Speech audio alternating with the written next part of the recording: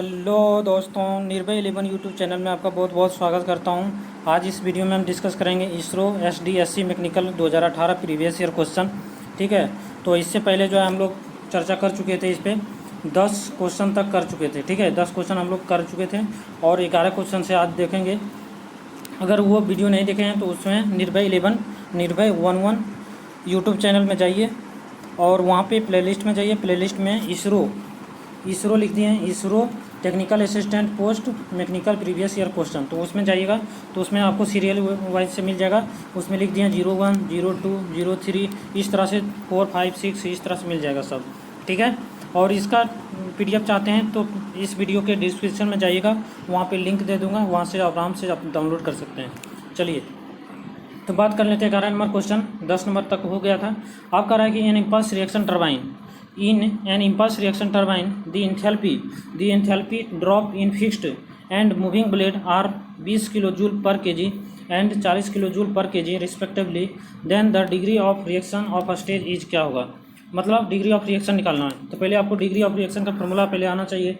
ठीक है, तो पहले देखिए जो जो दिया हुआ है उसको लिख लीजिए। Enthalpy drop in moving blade दिया हुआ है, कितना है, del H in moving blade में कितना दिया हुआ है, मूविंग ब्लेड में दिया हुआ है 40 किलो जूल पर केजी।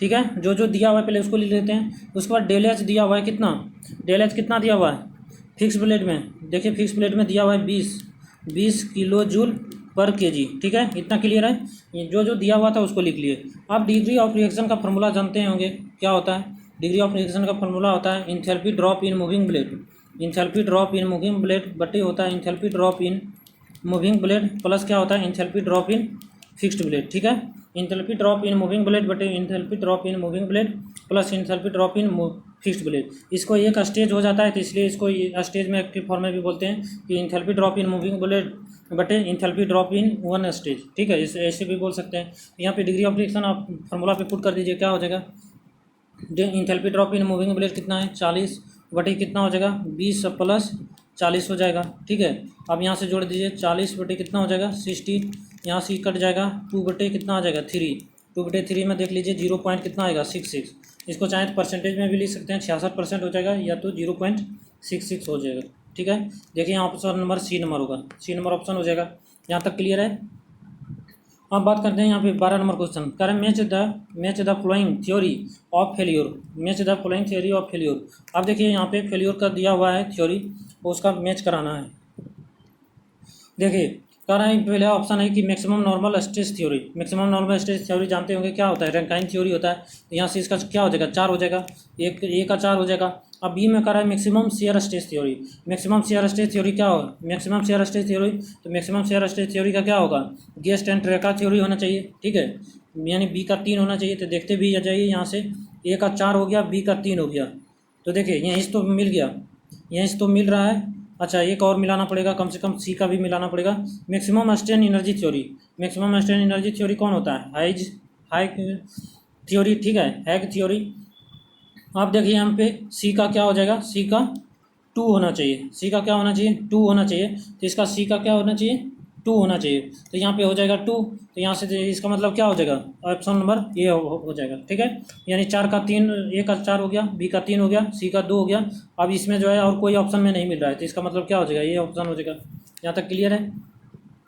चलिए, और जो नीचे बचा है उसका क्या हो जाएगा मैक्सिमम डिस्टॉर्शन एनर्जी थ्योरी, इसका हो जाएगा वॉन माइज थ्योरी। ठीक है, चलिए अब उसके बाद 13 नंबर क्वेश्चन देखिए। कह रहा है कि the radius of is double, कह रहा है कि the radius is double and angular speed is reduced to half of its original value, then the centrifugal force relative to its original value, original value के respect में centrifugal force जो होगा, जो change होगा वो कितना होगा, तो ये निकालना है आपको। सेंट्रीफ्यूजल फोर्स का जानते होंगे फॉर्मूला क्या होता है, mv² बटे आर होता है। ठीक है, mv² बटे क्या होता है आर होता है। अब v क्या होता है लीनियर वेलोसिटी, लीनियर वेलोसिटी को ओमेगा फॉर्म में लिख सकते हैं, v बराबर क्या होता है आर इंटू ओमेगा। तो आर इंटू ओमेगा v बराबर होता है आर इंटू ओमेगा, तो यहाँ पे पुट कीजिएगा तो आर की स्क्वायर हो जाएगा इंटू ओमेगा के स्क्वायर बटे कितना होगा आर, तो आर से एक आर कट जाएगा, कितना हो जाएगा एम आर ओमेगा स्क्वायर। यानी सेंट्रीफ्यूजल फोर्स का क्या आ गया formula M R omega square, इसी पे रख दीजिए। सेंट्रीफ्यूजल फोर्स का फार्मूला कितना आ गया एम आर ओमेगा स्क्वायर। अब यहाँ पे पूछ रहा है, ये तो इनिशियल हो गया इसका। अब पूछ रहा है कि आप रेडियस को डबल करना है, तो एम तो उसी रहेगा, रेडियस को डबल कर दीजिए। इंटू ओमेगा का क्या कर रहा है, ओमेगा का देखिए यहाँ पे बोल रहा है कि ओमेगा को हाफ करते हैं, ठीक है, ओमेगा हाफ करते हैं तो ओमेगा बटे कितना 2 के स्क्वायर कीजिएगा। देखिए आपको समझाने के लिए ही बता रहा हूँ, और ऐसे कीजिएगा तो तुरंत भी कर सकते हैं, क्योंकि यहाँ पे देखिएगा सिर्फ क्या देखना है कि डायरेक्टली प्रोपोर्शनल का रिलेशन है, यहाँ पे स्क्वायर का रिलेशन है, बस तुरंत वहाँ से हो जाएगा।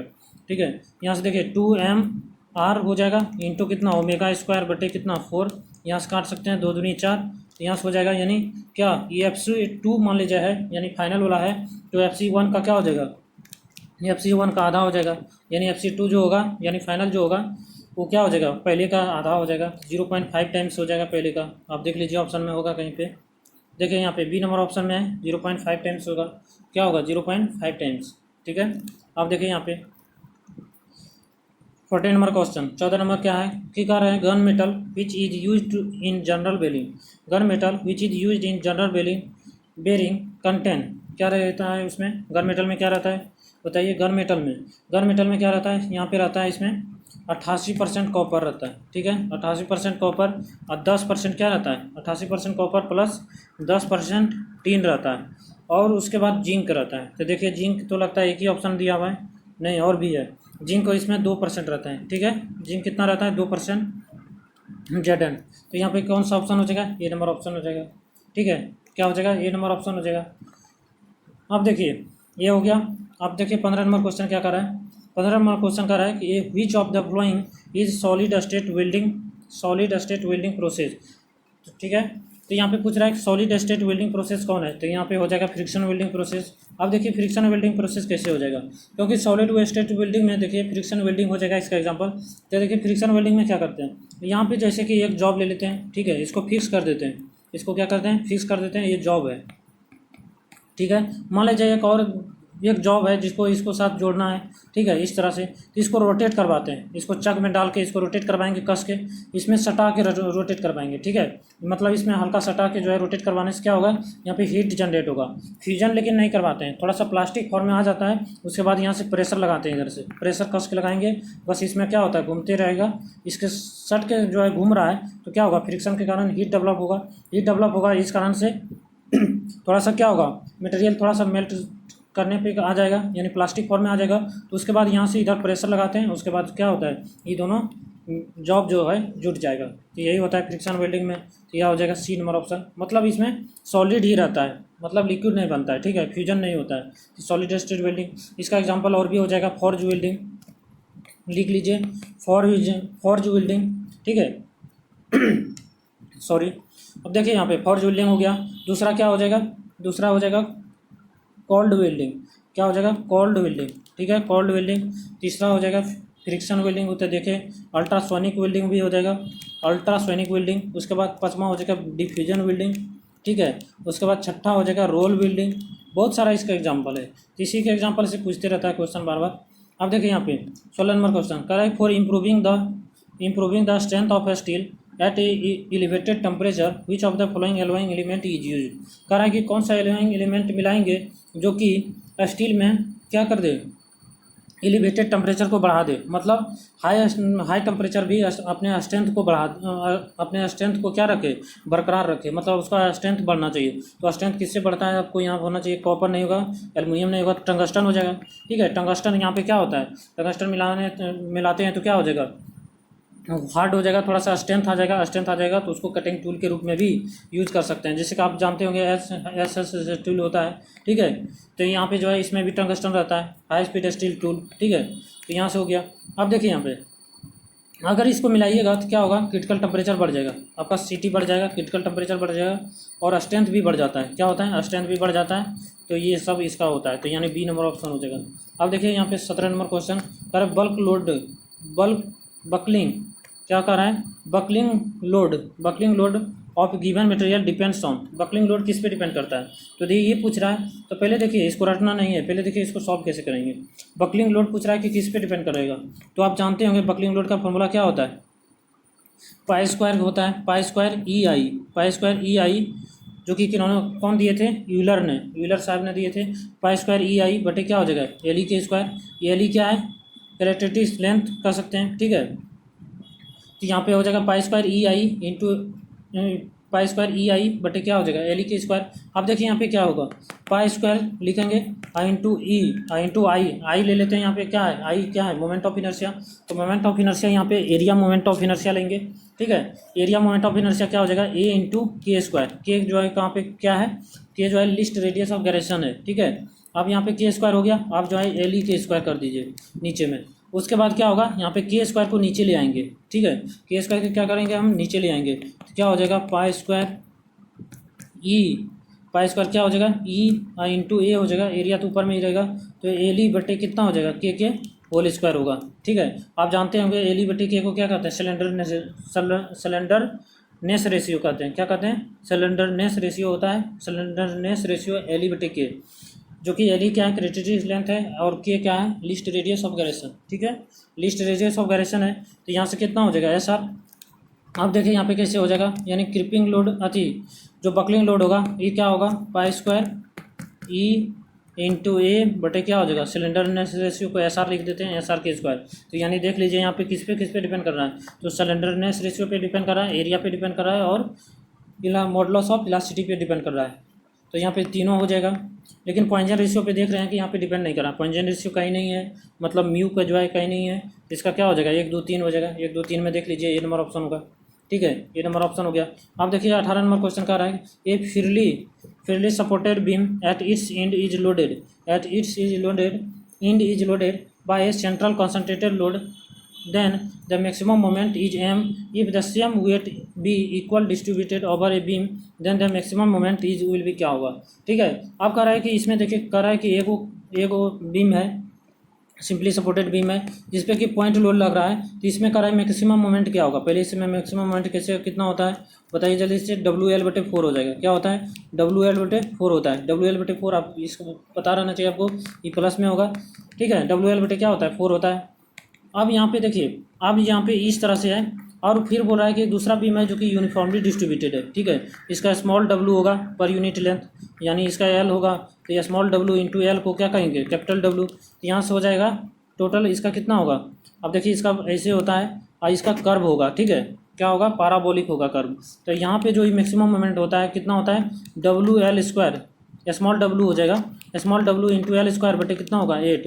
इसको कैपिटल W में लिखिएगा तो हो जाएगा कैपिटल W इंटू एल बटे कितना हो जाएगा 8 हो जाएगा। कैपिटल W इंटू एल बटे कितना हो जाएगा 8 हो जाएगा। और इसका कितना हो जाएगा WL बटे कितना हो जाएगा 4 हो जाएगा।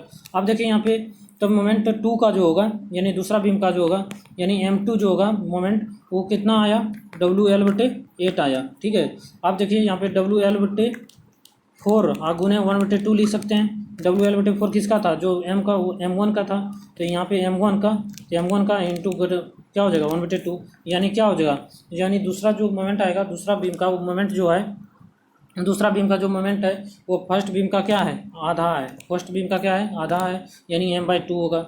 अब देख लीजिए M/2 यहाँ बॉल ऑप्शन हो जाएगा, क्या हो जाएगा बी नंबर ऑफ आंसर। अब देखिए यहाँ पे 19 नंबर क्वेश्चन, अगर मैच द फॉलोइंग, आपको मिलाना है, क्या हो जाएगा, ये बहुत ईजी है। देखिए पावर का वाट हो जाएगा, प्रेशर का क्या हो जाएगा, प्रेशर का पास्कल जानते होंगे आप लोग, फोर्स का क्या होता है, फोर्स का न्यूटन हो जाएगा, और काइनेटिक एनर्जी का जूल हो जाएगा। तो यहाँ से हो जाएगा एक, इसका आंसर कौन हो जाएगा, ठीक है। इसका आंसर क्या होगा बताइए, इसका आंसर हो गया आपका 19 के बॉल, ठीक है। 19 के क्या हो जाएगा, बॉल होगा।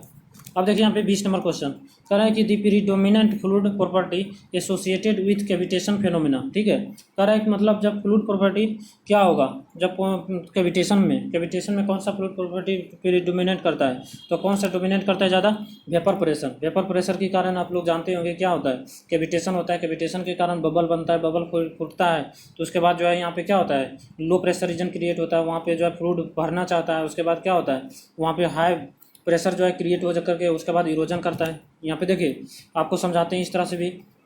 अगर मान लीजिए कोई पाइप है, ठीक है, इसमें फ्लूइड फ्लो कर रहा है, 2 सेक्शन लेते हैं यहाँ पे, एक सेक्शन ए लेते हैं, एक सेक्शन बी लेते हैं। अगर ई सेक्शन पे जो फ्लूइड का प्रेशर होगा पी लोकल प्रेशर में, यानी फ्लूइड का प्रेशर जो होगा एट ए, अगर वेपर प्रेशर से ग्रेटर देन है, वेपर प्रेशर से ग्रेटर देन है, तो यहाँ पे जो है थी क्या होगा, वेपर प्रेशर थी नहीं बनेगा, यानी बबल यहाँ पे नहीं बनेगा, यानी कैविटेशन यहाँ पे नहीं होगा। अगर यहाँ पे बी पॉइंट पे मान लेते हैं कि क्या हो गया, इसका लोकल जो प्रेशर है यानी फ्लूइड का जो अपना प्रेशर है, अगर लेस देन हो गया इक्वल टू कितना, वेपर प्रेशर के, किसके, वेपर प्रेशर के, तो यहाँ से बबल बनना स्टार्ट हो जाएगा इस पॉइंट से, ठीक है। इस पॉइंट से इस तरह से बबल बबल बनना स्टार्ट हो जाएगा, जिसको क्या कहेंगे, बबल कह सकते हैं। बबल जब फूटेगा तो क्या होगा, फिर जो है बहुत सारा जो है लो प्रेशर रीजन क्रिएट होता है। अभी देखते हैं और डिस्कस करते हैं। यहाँ तक समझ में आ रहा है कि जब वेपर प्रेशर से कम हो जाएगा इसका लोकल प्रेशर या लेस देन इक्वल टू, तो यहाँ से वेपर बनना स्टार्ट हो जाएगा। अब देखिए वेपर प्रेशर के कारण होगा क्या क्या, तो पहले जो है इरोजन होगा, जिससे कि क्या होगा, बबल बनेगा, बबल फिर फूटेगा, उसमें लो प्रेशर रीजन क्रिएट होता है, उस वहाँ पे लिक्विड क्या होता है, दौड़ना चाहता है, दौड़ता है, उसके बाद जाके भरता है तो वहाँ पे क्या होता है, तो मेटल जो है उस पर जो है हाई प्रेशर से इंटेंसिटी से जो है टकराता है, तो उसमें क्या होगा, इरोजन होगा। क्या होगा, इरोजन, इरोजन, ठीक है। यहाँ पे क्रोजन नहीं बोलेंगे, इरोजन बोलेंगे, इरोजन अकर होगा। दूसरा, पहला ये हो गया, कैविटेशन के कारण क्या क्या होगा ये बता रहे हैं। देखिए कैविटेशन के कारण इरोजन हो गया। दूसरा है क्या, इफिशियंसी भी डाउन हो जाएगा, ठीक है, इफिशियंसी भी डाउन हो जाएगा, क्योंकि अगर इरोजन हो जाएगा तो क्या होगा, फ्लूइड और में लॉसेस और बढ़ जाएगा, तो यानी इफिशियंसी घट जाएगा।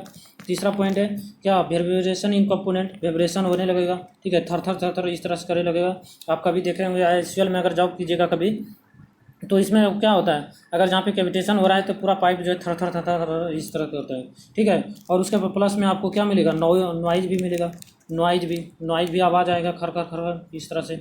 अब देखिए यहाँ पे उसके बाद है कैविटेशन के कारण कहाँ कहाँ होगा, कैविटेशन कहाँ कहाँ होगा ये भी चर्चा कर लेते हैं, क्योंकि ये क्वेश्चन यहाँ से खूब आता है। इनलेट ऑफ पाइप हो जाएगा, inlet of pump, inlet of क्या हो जाएगा, inlet of pump, inlet of pump, pump के जो है इनलेट पे होता है, ठीक है। और दूसरा कहाँ होता है, outlet of, outlet of, outlet, outlet of क्या हो जाएगा, वाट, आउटलेट ऑफ रिएक्शन टरबाइन हो जाएगा, रिएक्शन टरबाइन के आउटलेट पे होगा, ठीक है। आप बताइएगा कि इसको कैसे मतलब कि अवॉइड किया जाए, कैविटेशन को अवॉइड कैसे करते हैं, तो ड्राफ्ट ट्यूब लगा के, ठीक है। रिएक्शन टरबाइन में एग्जिट पे जो है ड्राफ्ट ट्यूब लगाते हैं। ड्राफ्ट ट्यूब क्या होता है, तो एक जो है इंक्रीजिंग एरिया का क्रॉस सेक्शन होता है, इंक्रीजिंग एरिया का क्रॉस सेक्शन होता है, जो कि यहाँ पे हाई करेंटिक, हाई वेलोसिटी से आया, यानी हाई किनेटिक एनर्जी से आता है और ये हाई प्रेशर एनर्जी में कन्वर्ट हो जाता है, ठीक है। तो इस तरह का जो है ड्रॉप ट्यूब लगा के आप कैविटेशन को ख़त्म कर सकते हैं।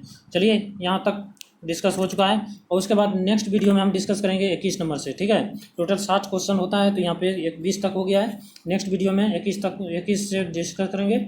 और वीडियो कैसा लगा है जरूर एक बार जो है कमेंट और लाइक जरूर कीजिएगा, और सब्सक्राइब भी कर दीजिए चैनल को नहीं किए हैं, क्योंकि यहाँ पे जो है इसरो का डेली जो है प्रीवियस ईयर वीडियो अपलोड करते रहता हूँ, तो यहाँ पे पूरा प्रीवियस ईयर आपको मिल जाएगा वीडियो, और उसका PDF भी मिल जाएगा। तो जय हिंद।